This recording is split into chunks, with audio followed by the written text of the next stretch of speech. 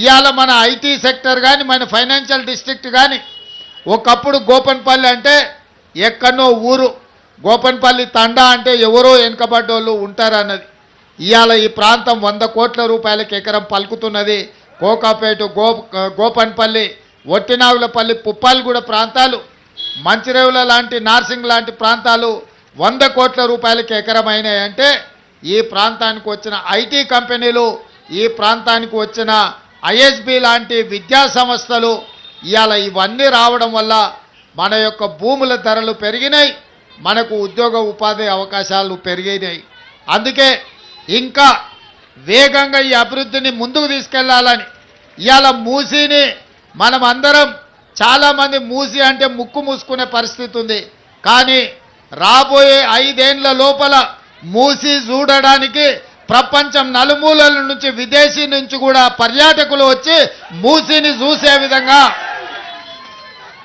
మూసి ప్రాంతంలో 24 గంటలు వ్యాపారం చేసుకునే విధంగా, మూసి పరివాహక ప్రాంతంలో ఐటీ కంపెనీల ఐటీ టవర్లు పెంచే విధంగా, లండన్ ఐకానిక్ ఏదైతే ఉన్నదో అట్లాంటి అభివృద్ధిని చేసే విధంగా ఇవాళ మూసీని అభివృద్ధి చేయడానికి సంపూర్ణమైన ప్రణాళికలను మన ప్రభుత్వం రచించింది.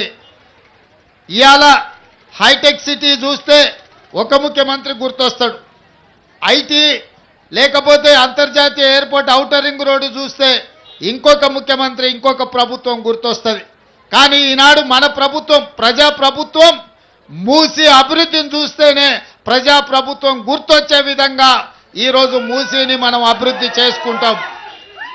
అదేవిధంగా తొందరలోనే రీజనల్ రింగ్ రోడ్డు పనులను ఏర్పాటు చేసుకొని ఔటర్ రింగ్ రోడ్డు నుంచి రీజనల్ రింగ్ రోడ్డు వరకు అన్ని రేడియల్ రోడ్స్ను అభివృద్ధి చేసి మన నగరాన్ని ఇంకా విస్తరించే విధంగా ఇవాళ హైదరాబాద్ ఔటర్ రింగ్ రోడ్డు లోపల హైదరాబాద్ కోర్ అర్బన్ ఏరియా కింద ఇవాళ మనం అభివృద్ధి ప్రణాళికలు రచించినాం. అందుకే ఔటర్ రింగ్ రోడ్డు వరకు, ఔటర్ రింగ్ రోడ్డు లోపల ఉన్న హైదరాబాదును కోరు హైదరాబాద్గా నిర్ణయించి దాన్ని మొత్తానికి కబ్జాలను నియంత్రించడానికి, ఎక్కడికక్కడ నీళ్లు నిలిచిపోతుంటే తొలగించడానికి, ట్రాఫిక్ సమస్యల్ని తగ్గించడానికి హైడ్రా అని ఒక కొత్త సంస్థను ఏర్పాటు చేసినాం. ఔటర్ రింగ్ రోడ్డు నుంచి రీజనల్ రింగ్ రోడ్డు మధ్యలో సెమీ అర్బన్ అంటే పెరి అర్బన్ కింద ఇతర ప్రాంతాలను అభివృద్ధి చేసి ఫార్మా క్లస్టర్స్ను, అదేవిధంగా శాటిలైట్ టౌన్షిప్లను అభివృద్ధి చేసి ఈరోజు నగరాన్ని విస్తరించడానికి కావాల్సిన ప్రణాళికలు సిద్ధం చేస్తున్నాం. మీరందరి సహకారం ఉండాలి, అభివృద్ధిలో మీరు భాగస్వాములు కావాలి.